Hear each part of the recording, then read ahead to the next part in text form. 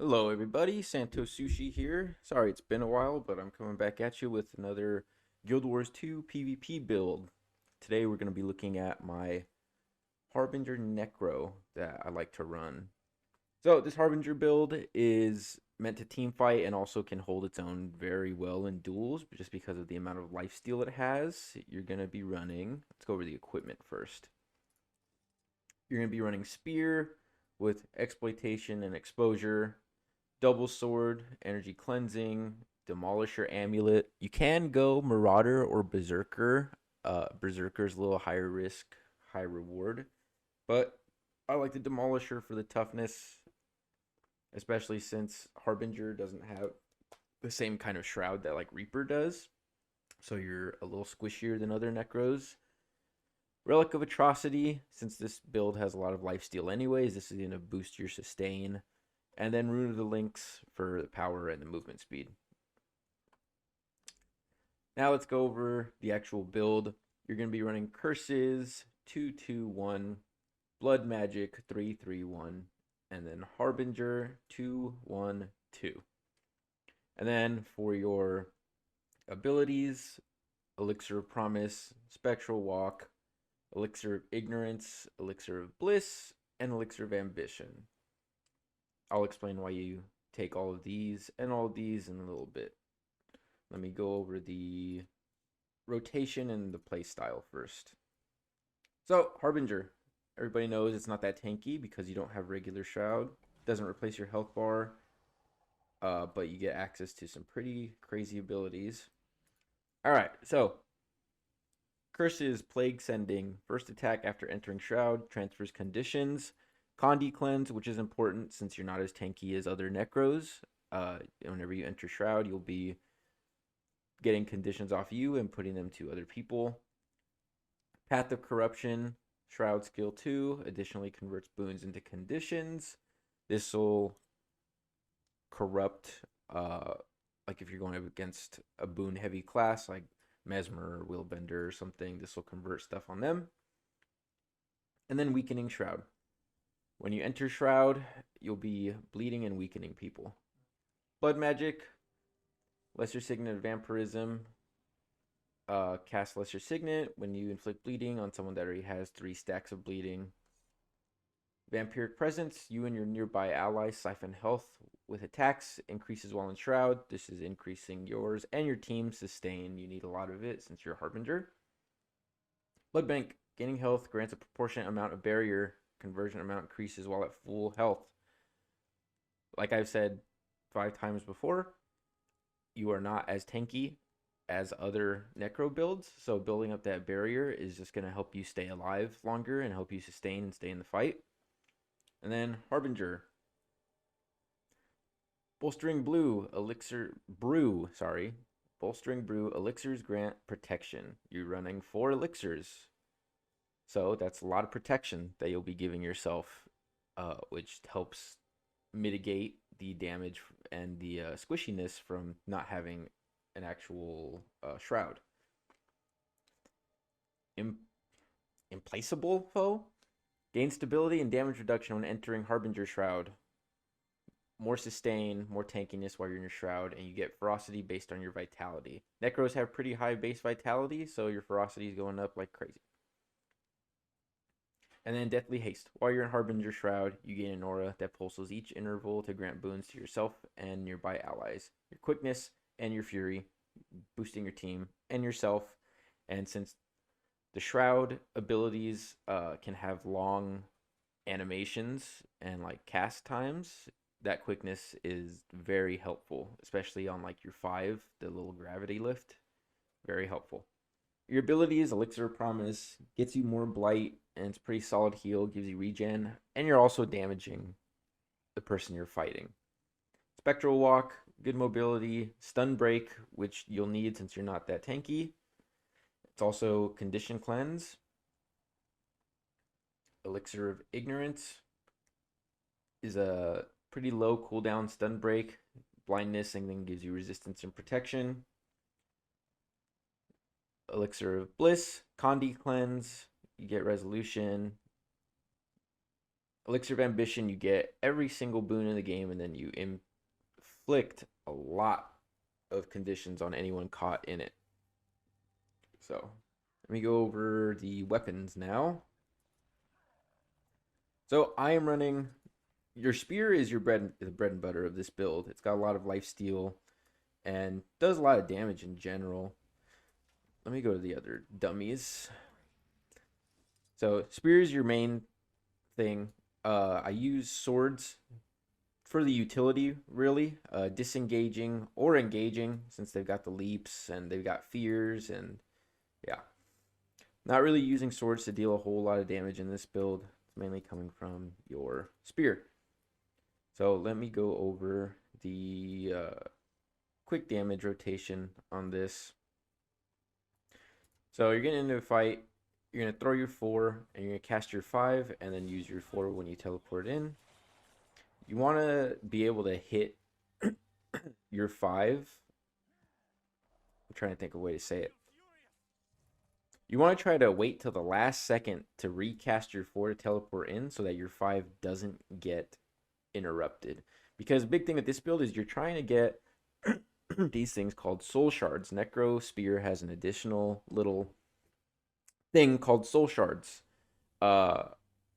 When someone has soul shards on them, you gain, you siphon health from them, which is big healing, big vampirism, which is boosted by all the stuff that in the build. And then additionally, the max amount of soul shards you can have is 6, which is why when you do your combo like finisher, sorry, your like rotation finisher, which is 2 perforate, you deal additional damage and you consume active soul shards, which will heal you a lot. So so you're gonna go 4, 5, 4 again, 3, and then 2. That'll get you going through. Let me see.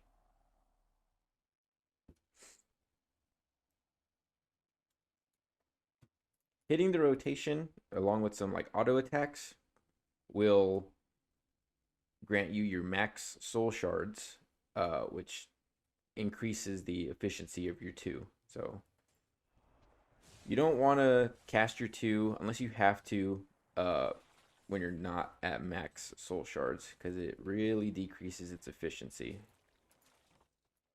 and the healing on you. Your 2 is, it almost acts as a second heal because of how much it does. So keep that in mind when you're fighting.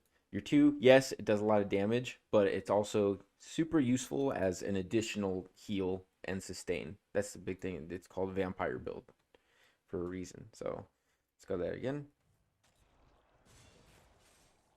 And boom. Yeah.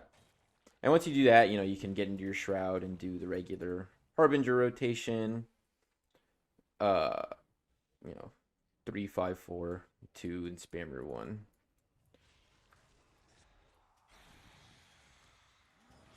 I'm not going to go over the Harbinger rotation a lot, because a lot of people know that already. Or the Shroud rotation, sorry. I'm just going over the weapons.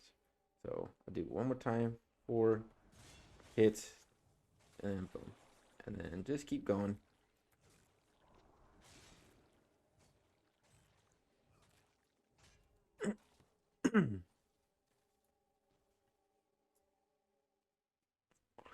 Another thing to keep in mind with Harbinger is Blight.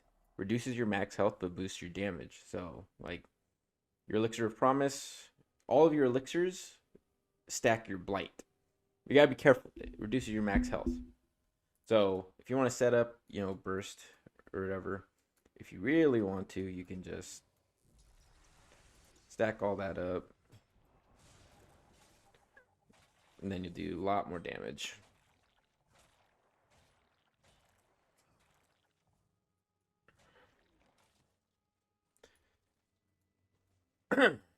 Defensive rotation, take 1. For defense, you'll usually swap the sword, spectral walk out. You could do your 3, and then you can do it again to get out really quickly. You can use your 5 to fear anyone going away from you, and then obviously your elixirs, which give you resolution and stability and all that stuff. That's the main use of sword, getting in and out and initiating or disengaging. Once you're in, you're going to switch to your spear and rotate between that and your Harbinger Shroud. So, that is the build. I want to say this is maybe medium difficulty because Harbinger is not like Reaper. It's not crazy easy. You don't have 2 health bars and, just, spam your staff or your torch. Not torch. What am I saying? Scepter. But it's also not crazy hard. The rotation's pretty simple to understand. Just remember 2 is your heal, and then your elixirs are... I think elixirs are kind of dummy proof when you use them. Like, you just throw it on the ground. And then, yeah. So, let's get into the gameplay. Alright, what do we got? A Willbender, Scrapper, Virtuoso, and a Reaper on our team. So 2 Necros. So let's see how this goes. Hold on to your points.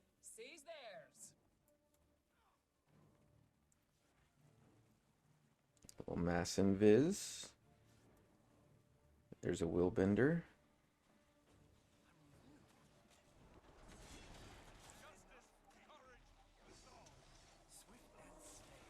Willbender's down. I want to finish him as quick as possible because everyone hates Willbenders. This is a Willbender hating channel. And he's gone. Nice. Let's rotate back.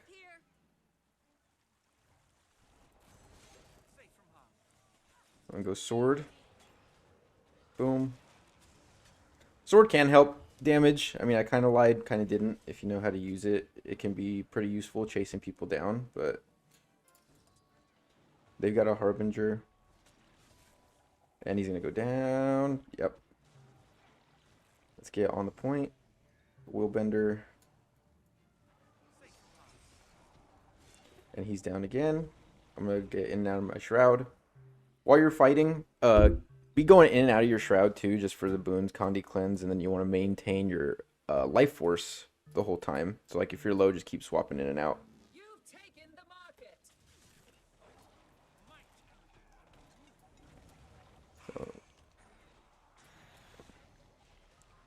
So this guy is going to get destroyed. The Harbinger machine gun. Get some. You see that? Did you see that lifesteal off that 2? That's one. It's another heal. It really is. So we got our home is not ours. So I'm gonna go back home. Hopefully our Willbender can handle whoever's decapping mid.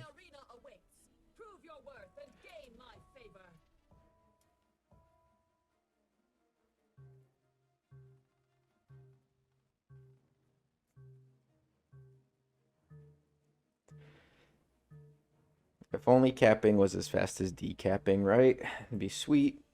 But no. Oh, hello. And he's gone. He ran the wrong way, bud. You ran the wrong way.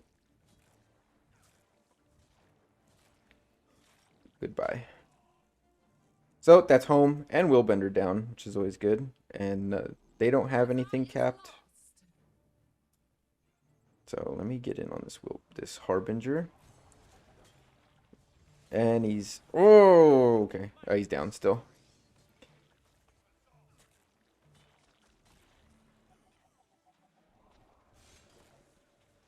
Let's get a good burst on this guy. You've taken the market. And he's down. Willbender's back, but he's going to go down.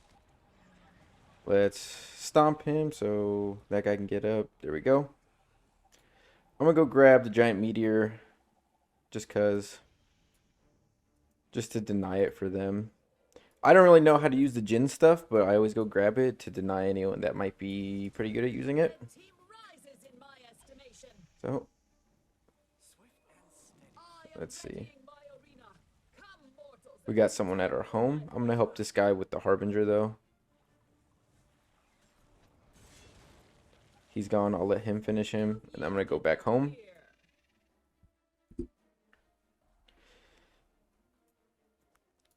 So they've got someone decapping us a lot. Let me see, who would it be? Maybe their Vert or their Hunter? I might just kind of anchor home like right here, since it seems like my team knows what they're doing in team fights. And they're keeping mid on lock pretty well. You've taken the market.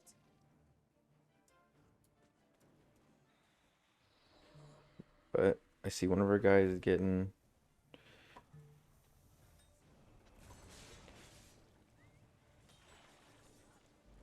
Let's get this Harbinger down. He's going to go down.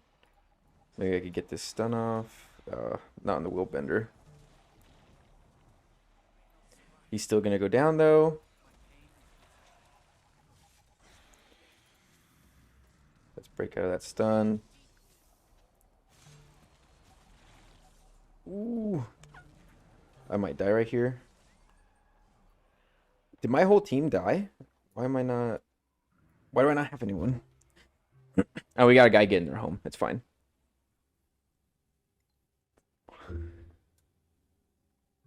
I'm worried someone's going to rotate to our home, though. Because that's what I would do after winning a team fight in there. Let me throw in a good regroup. I'm going to head home because I bet one of them is going to start roaming out of there since they just won mid. Nope. I don't... Alright. It's fine.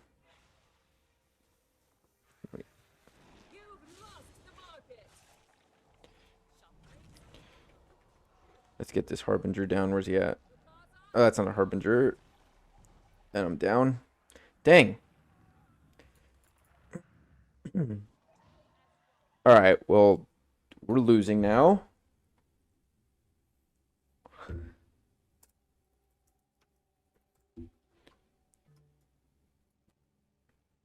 They have everything. Oh, gosh.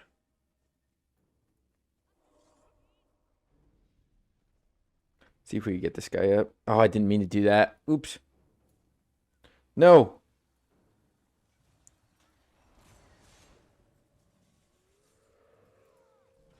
I might go down again. This is a bad idea. Please get on. There's 3 of them home and we don't have mid.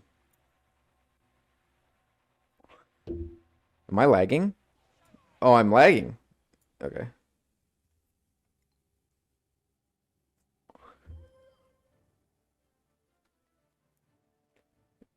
I need this Mesmer to back off. Back off, back off.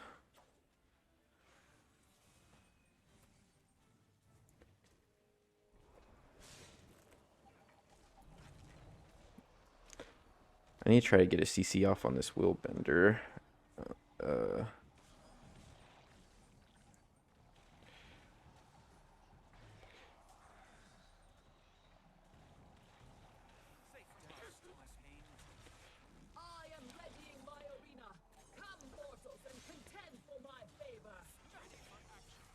Okay, that was a good fight.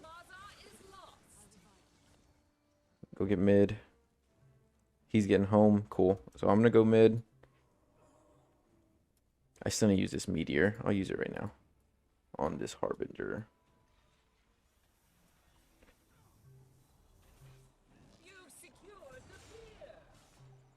And he... Where'd he go?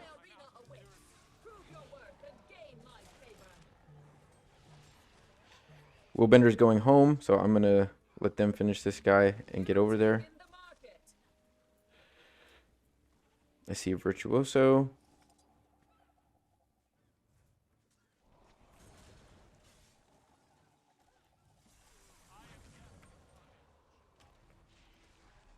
Go on, get a CC off. Nope, he's in that.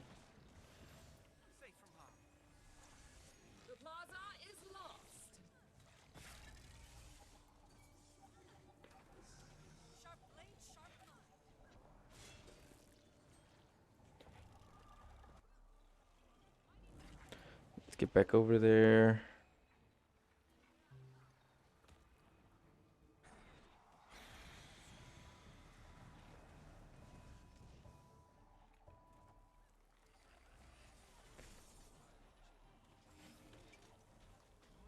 Oh my gosh.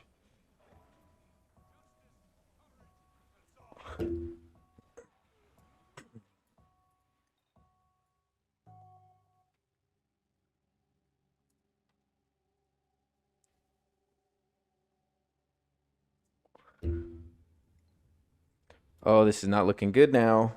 We've lost our momentum. I am readying my arena. Come, mortals, and contend for my favor. Assistance, please.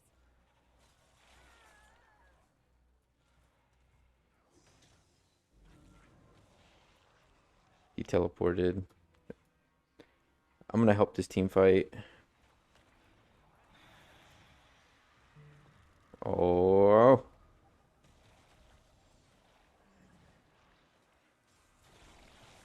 My arena awaits. Prove your worth. Yep, and he's gonna get up. I got two of them though. Oh.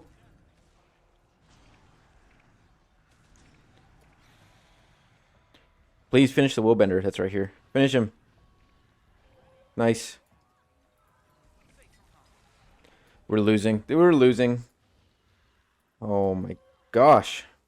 You've taken the market. Oh, we're winning. Just capture. Plaza is lost. Hold.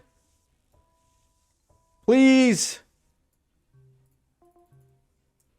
Get off of far.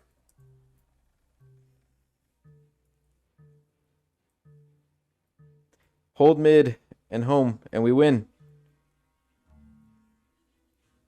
Yeah, we win. Nice. That was a booty clincher right there. And there you go. There's the build in action. You saw a pretty competitive game right there. And I think you can see where the Harbinger struggles. You get stunned and you're out of stun breaks. You're not tanky, so you might be going down. But pretty good mobility. I think you guys saw how much healing that Spear 2 can do. So, as always, if you have any advice or ways that you think this build could be improved, leave it in the comments. Tell me what you might want to see next as well. Remember to subscribe too. Trying to get up to that 500 subscribers goal, first milestone. And yeah, that's all I've got for you guys. See you next week. Bye.